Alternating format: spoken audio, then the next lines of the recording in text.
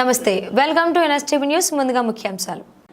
కర్నూలు జిల్లా ఆదోనిలో 83 ఏళ్ల తరువాత ఆదోని చైర్మన్ కుర్చీపై ముస్లిం మైనారిటీ ఎంఎంజీ గౌస్ ప్రస్తుతం బోయశాంతి మున్సిపల్ చైర్పర్సన్గా వైసీపీ హయాంలో ఎన్నుకోవడం జరిగింది. మున్సిపల్ చైర్పర్సన్ బోయశాంతి భర్త నాగేంద్ర బీజేపీలో చేరిక చేయడం వల్ల వైఎస్ఆర్ కౌన్సిల్ అందరూ తీర్మానం చేయగా తాత్కాలికంగా ఎంఎంజీ గౌస్ని మున్సిపల్ చైర్మన్గా నియమించడం జరిగింది. అందులో భాగంగా ఆదోని వైసీపీ కార్యాలయం నందు మాజీ ఎమ్మెల్యే సాయి ప్రసాద్ రెడ్డి వారికి మరియు డాక్టర్ మధుసూదన్, చంద్రకాంత్ రెడ్డి సన్మానించడం జరిగింది. ఈ కార్యక్రమంలో వైఎస్ఆర్సీపీ ఆదోని టౌన్ ప్రచార కార్యదర్శి పరిగి నారాయణ, కౌన్సిలర్లు, కార్యకర్తలు ఎంఎం గౌస్ను ఘనంగా సన్మానించారు. ఏదన్నా ఈ అవకాశము వచ్చేదానికి అల్లా ఆయన రాత రాశాడు ఆయనకి. ఎందుకంటే ఎవరు కూడా ఊహించని పరిస్థితి. చైర్మన్ అవకాశం వస్తుంది.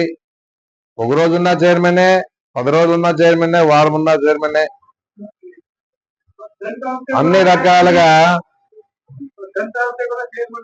చైర్మన్ గానే ఇప్పుడు కౌన్సిల్ గుర్తింపు వచ్చిందని చెప్పేసి కూడా నేను చెప్పడం జరుగుతా ఉంది. ఏదన్నా మొన్న అవిశ్వాస తీర్మానంలో ఏదైతే కౌన్సిల్ అనుకున్నారో వాళ్ళు ఆ విజయాన్ని సాధించారు. కౌన్సిల్ అంతా కలిసి ఆ పరిస్థితి వల్లే ఈరోజు వైస్ చైర్మన్ గా ఉన్న గౌస్ గారికి చైర్మన్ అవకాశం దక్కిందని చెప్పేసి కూడా నేను చెప్పడం జరుగుతా ఉంది. ఎందుకంటే ఎన్నో కార్యక్రమాలు వాళ్ళు చేసినా ఇంకా మిగిలినాయి. అవన్నీ కూడా చైర్మన్ గారు కౌన్సిలర్లు కలిసి ఎక్కడెక్కడైతే ఏ వార్డులో అయితే పనులు జరగాల్సిందో వాటిని గట్టిగా చైర్మన్ గారు అంటే కౌన్సిలర్ తీర్మానం చేసినా కూడా చైర్మన్ సంతకం ఉంటేనే అది ముందుకు పోతారు. కాబట్టి ఆ అవకాశం మన గౌస్కి వచ్చింది. కాబట్టి ఉన్నన్నాళ్ళు కూడా ఆయన మంచి పేరు తెచ్చుకోవాలని చెప్పేసి కూడా నేను కోరుకోవడం జరుగుతూ ఉంది. కౌన్సిలర్లు నిలబెట్టిపోయినారు.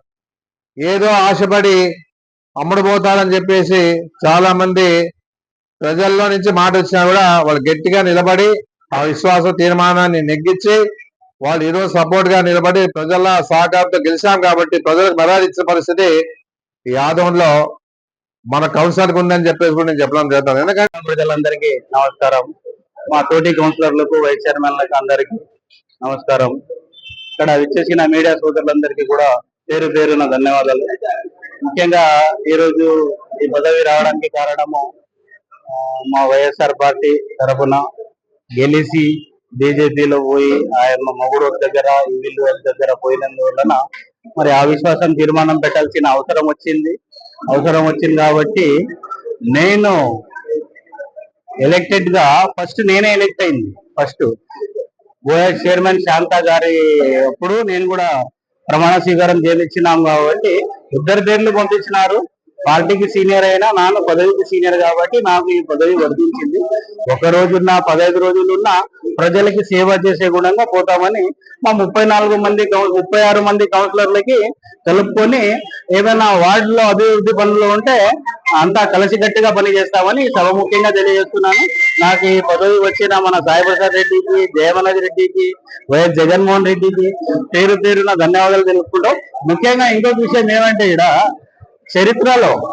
చరిత్ర తిరిగి రాసినట్లా అయిపోయింది.